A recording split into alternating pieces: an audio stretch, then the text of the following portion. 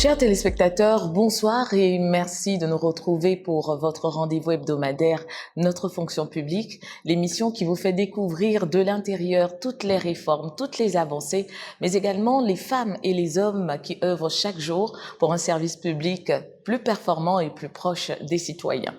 Ce soir, nous avons le plaisir de recevoir Monsieur Bessin-Antoine. Il est le directeur de la modernisation de l'organisation administrative, en abrégé DEMOA. Et avec lui, il s'agira de parler de modernisation de l'administration et de la transformation du service public. Monsieur le directeur, bonsoir et bienvenue sur notre plateau. Bonsoir, madame. Allez, tout de suite, pouvez-vous nous présenter brièvement la DEMOA? Merci, madame.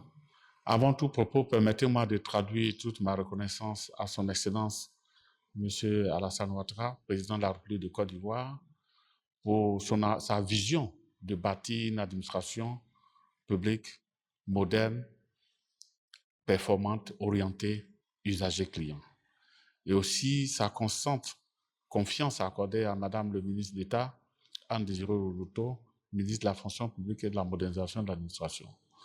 Pour revenir à votre question, la direction de la modernisation de l'organisation administrative, en abrégé la DEMOA, est une direction centrale du ministère d'État, ministère de la fonction publique, qui est en charge de concevoir et de mettre en œuvre les outils innovants pour améliorer l'efficacité et la qualité du service rendu aux usagers. Il faut noter aussi que la DEMOA veille à la rationalisation des effectifs dans notre administration et est un élément clé dans la déconcentration administrative et la simplification et la dématérialisation des procédures dans nos différentes structures administratives. Maintenant, allons sur les grands chantiers. Il y en a forcément. Et quels sont les grands chantiers qui sont portés par votre direction? Il faut dire que la DEMOA, sur le leadership de Madame le ministre d'État, Anne Désiré Oloto, nous conduisons 3 grands chantiers. Il s'agit de e-démarche administrative qui permet de passer aux procédures manuelles, passer aux procédures digitalisées. Nous avons la signature électronique qui est une alternative à la signature manuelle. Ensuite, nous avons le projet profilage et codification des postes de travail que nous appelons dans nos jargons le PCP, qui permettra, in fine, à chaque fonctionnaire d'avoir une fiche de poste. Et il faut le rappeler, madame, que le nouveau statut général de la fonction publique fait obligation aux administrations d'évaluer leurs agents. Et donc, cette évaluation va s'appuyer sur les fiches de poste que nous allons éditer pour chaque fonctionnaire de Côte d'Ivoire. Alors, monsieur le directeur, dites-nous, où est-ce que nous en sommes avec le déploiement des e-démarches administratives? Est-ce que vous avez déjà des retours? Oui, merci madame pour cette question. Il faut dire que e-démarche administrative est un vaste projet du gouvernement de Côte d'Ivoire qui fait partie des actions prioritaires du gouvernement, qui consiste donc, comme je l'ai dit, à dématérialiser les procédures de notre administration pour faciliter, n'est-ce pas, la vie aux usagers. Il faut dire que ce projet est en de très bonne voie. Aujourd'hui, nous avons pu dématérialiser plus de 300 procédures qui sont aujourd'hui fonctionnelles sur la plateforme du portail national des services publics. Vous tapez 3 fois www.servicepublic.gouv.ci. Vous êtes sur la plateforme des services dématérialisés et vous pouvez faire votre démarche administrative sans vous déplacer, en toute sécurité. Il faut dire que nous avons de bons retours parce que plusieurs administrations ont emboîté le pas dans leurs services, et ce qui nous permet aujourd'hui d'avoir plusieurs liens sur cette plateforme qui est ouverte aux usagers clients de notre administration. Et d'ailleurs, quels sont les ministères ou services publics pionniers dans l'adoption des e-démarches administratives?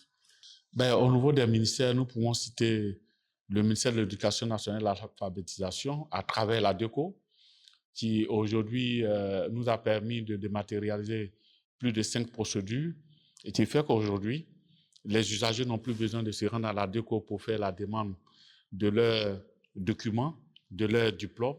Ils restent chez eux à la maison, ils en font la demande et après ils viennent retirer.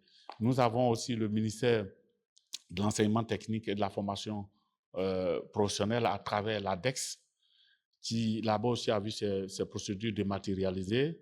Nous avons le ministère de l'Agriculture à travers la DPVCQ, une de leurs directions centrales, qui a vu ses procédures dématérialisées, sans oublier la direction générale du tourisme au niveau du guichet du tourisme, où les procédures sont dématérialisées.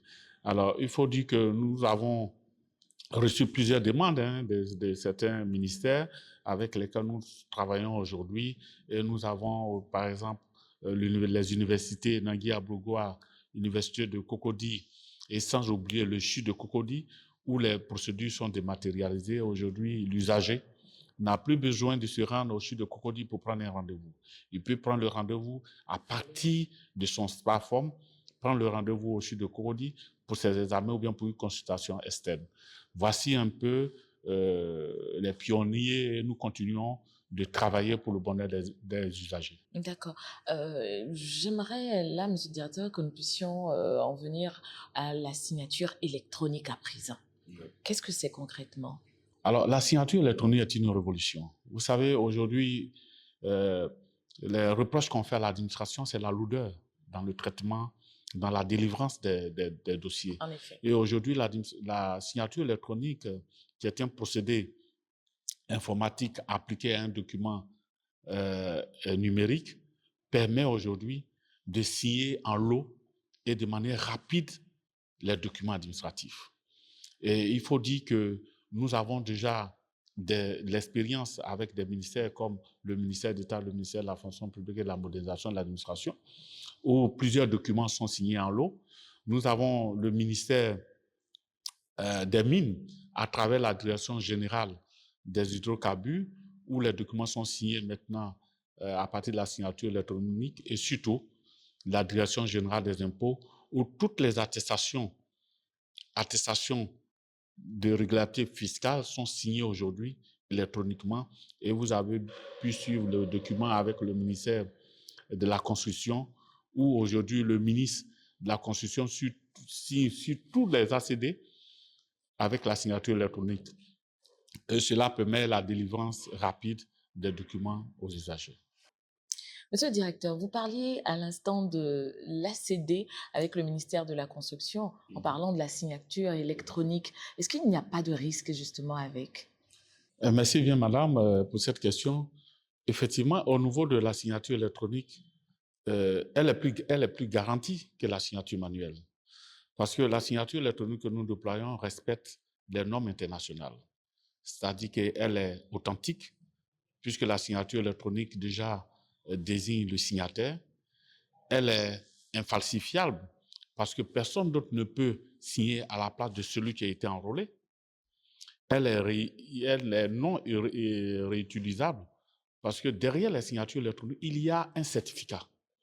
Un certificat qui permet d'identifier non seulement le signataire, mais qui permet au signateur de ne pas révoquer sa signature. C'est-à-dire que le signateur ne peut pas nier que c'est lui qui a signé le document. Non seulement ça, la signature électronique, elle permet aussi de ne pas pouvoir avoir toute manipulation du document, parce que une fois que le document est signé, on ne peut plus le modifier. Donc, voici ces éléments qui nous permettent aujourd'hui de garantir la sécurité au niveau de la signature électronique.